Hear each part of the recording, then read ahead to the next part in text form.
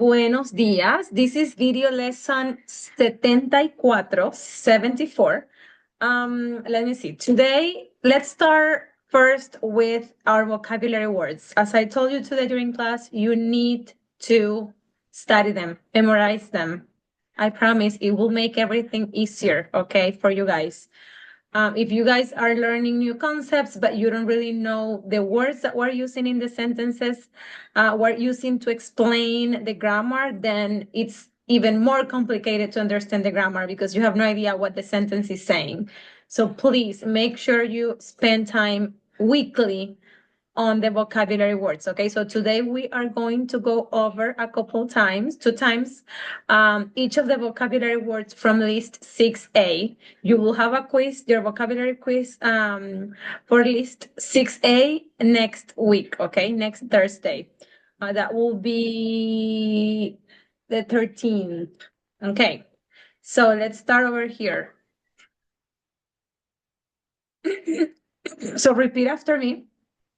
El colega, and you can always go to your workbook to see what they mean, okay? El colega. Remember, repeat after me. El compañero de clase. El compañero de clase. La carrera. La carrera. La licenciatura. Excuse me. La licenciatura. Let's do that one slower. La licenciatura, la maestría, el hambre, el hambre, el miedo, el miedo, el sueño, el sueño, el calor, el calor, el frío, el frío, el ruido, el ruido, el silencio, la sed, el mismo, el mismo, el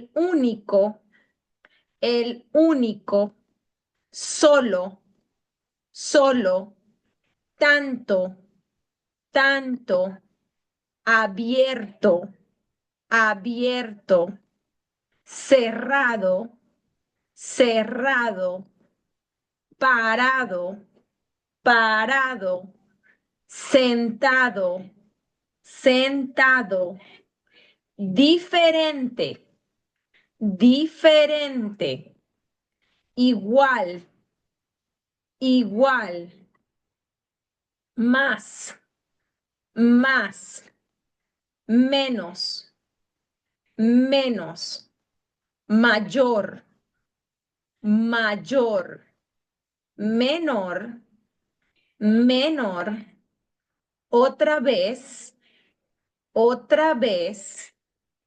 tampoco, tampoco, también, también, and then el colega again. Okay, so those are vocabulary words for from list 6A, okay? Now today we are going to go over well, before we do that, let me show you this screen so that you guys can pause the video and work for a few minutes on page 214. So this is the page. When you go find it, you're gonna see that that's part of the review section after section 6.3, okay? So go there, go to page 214 and work on exercise F, okay? On that one, you are going to be reviewing, look at this section, listen to this section 2.3, because you don't have it there, but this is, if you're having trouble with this exercise, go back to section 2.3 and review it before you do that exercise, okay? You're gonna have to change all the singular words in each sentence to plural, okay? You should know it, but if you have trouble, if you can remember some of the rules to make words plural, go back to section 2.3. So pause the video, work on that, and then come back here, okay? Okay, so now for the lesson, we're going to learn section 6.3, and we're still talking about direct objects, okay? Objetos directos. Okay, today we are going to be learning we're going to be learning about direct objects with the word a, okay? A in Spanish, a. So I don't know, I'm hoping you guys remember. So when you say voy a in this sentence, that a means to, okay? I'm going to. Voy a, I'm going to. So the a here is used as a preposition, okay? And it means to. I'm going to. Voy a. But in this section, we're going to learn another meaning for that word a when it's being used it says here as a personal. Yeah, when it's being used as a personal. No, let me see 1 second. Okay, so what we're learning today is that this word a, yeah, is the personal use of a. And you don't have this in English, okay? You do have the preposition to, and it's a, but this use that we're learning today, you don't really have it in English, but you do need it in Spanish. And it is very important that you learn to recognize, and you're gonna get some practice through the exercises on this, that you learn to recognize when a is being used as a preposition and when it's being used as a personal word, okay? So let's look at some of the rules in Spanish for the use of the word a, okay? So the personal use of a. So they talk about 3 uses in section 6.3. One is when it is being used when you're referring to a person or a group of people, okay? When the direct object is a person or a group of people, then you're gonna use a. When it's when the direct object is a pet, and when the direct object is is an inanimate object that is being personified. So, okay, let's look at some examples of this rule. So when the direct object is a direct, I'm sorry. When the direct object is a person or a group of people, like these examples here, Jesús llama a Lázaro. Jesús llama a Lázaro. Jesus calls Lazarus. See, in English, you don't need to put any prepositions between calls and the object when it's a person, right?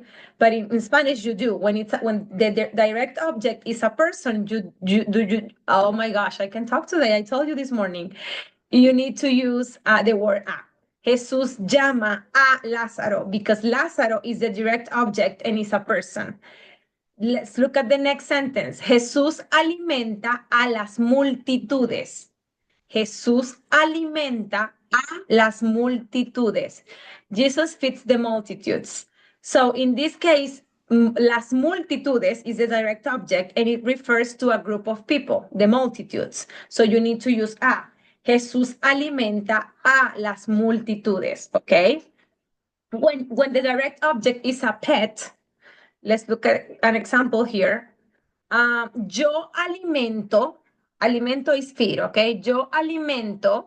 Look at the conjugation here. When it's Jesús, because it's él, third person, is alimentar is the infinitive. Alimentar changes to alimenta when it's Jesús, and when it's yo, has to end in O, so it's alimento. Yo alimento a mi tortuga. So the direct object is tortuga and it is a pet. So you need to use a. Yo alimento a mi tortuga.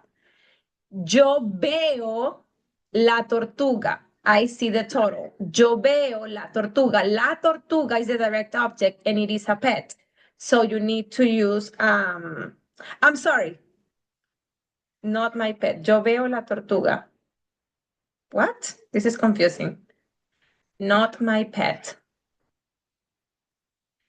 Okay. I see what they're telling you here. Yes, this is correct. So yo alimento a mi tortuga, mi tortuga. Mi tortuga is a turtle, and you're saying that you feed her, right? But here it is not a pet, it's just a general thing. It says yo veo la tortuga. I see the turtle. Okay. So it's not your pet, it's just something general. I see the turtle. So when it's your pet, yo alimento a mi tortuga. Okay, and you can even say yo alimento a tu tortuga if it's your pet. Okay, but it's a direct object, it's very specific. Okay. Okay, again, I know sometimes it can be very confusing, but that's why you need to work on the exercises, because it gives you a lot of practice to recognize when to use the and when you don't need to use it. Okay.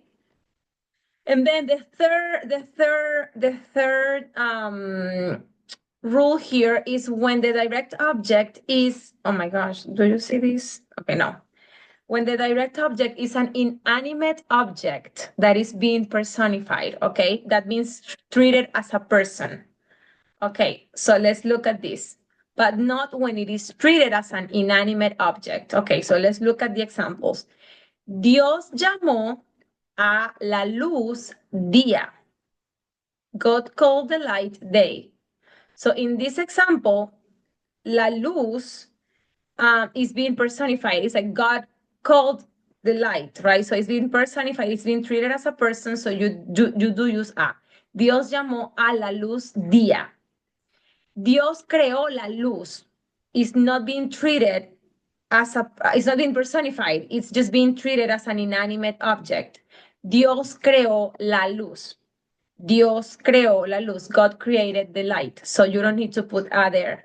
So you only put a when the direct object is a person, group of people, it's a pet, or is a personified, treated as an object, treated as a person object. Okay. So those are the three rules they're teaching you in this section. Let me go back to here to the PowerPoint so that let's look at some examples. One second.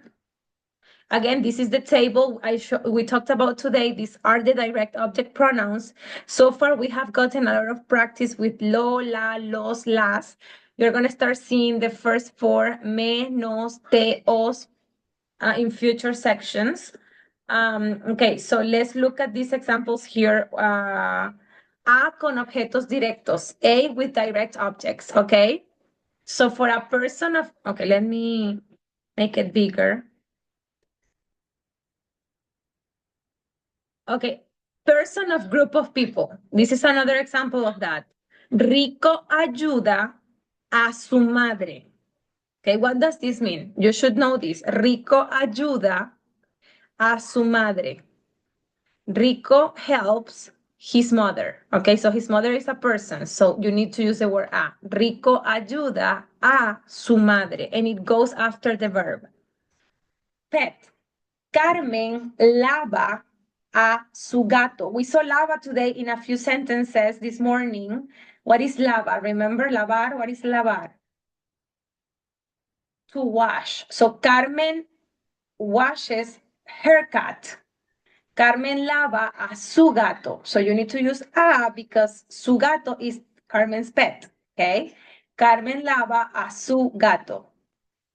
Personification, being treated as a person. Luis escucha a los pájaros cantar. Luis escucha a los pájaros cantar. What does this mean? Luis hears or listens to the birds sing. Okay, so the pájaros are being personified, so you need to use a. Luis escucha a los pájaros cantar. Okay, so pause the video now and you're gonna work on pages 209 and 210, exercises A and B. And again, you're gonna have there plenty of practice. I want to make sure though that you understand something. In most of these, I was looking at them, in most of these exercises for this unit, you're going to have to do several things in one. So for exercise A, you need to underline the direct object first, okay? So that will be, and the first one is done for you. The pastor is going to greet the church members, okay? So they underline it for you, the direct object, the church members, okay? And it says, then write yes if it would be necessary to include a personal a in Spanish, and no if it's not necessary, okay? So in the first one, the pastor is going to greet the church members. So the church members is a group of people. So you need to use a. So you write yes. Let's do the second one together. The pilot landed the plane safely. What is the direct object? It's the plane. The pilot landed the plane is a direct object safely. So the plane, is it a group of people? No. Is it a person? No. Is it a pet? No. Is it being personified? No. The pilot landed the plane safely, so you don't need to use a, okay? Now, the third one, let's do it together. The hunter chases the buffaloes. The hunter chases the buffaloes. What is the direct object? The buffalo. So you need to underline that word. Is it a pet? No, it is not a pet. It's not saying my buffalo, your buffalo, right? Or su buffalo. No, it's saying or her buffalo in English. No. So you don't need to put an a. Okay. So continue to work on the rest of that. And then for exercise B, the same. You need to first underline the direct object, and then you need to translate the sentence to Spanish, including the personal a where necessary, okay? So those two things, underline first and then translate using a when necessary, okay? So that will be, oh, sorry. That will be exercise A and B on pages 209 and 210. Okay, so work on that and then find the homework for this lesson on our homework list, okay? This is the video for today.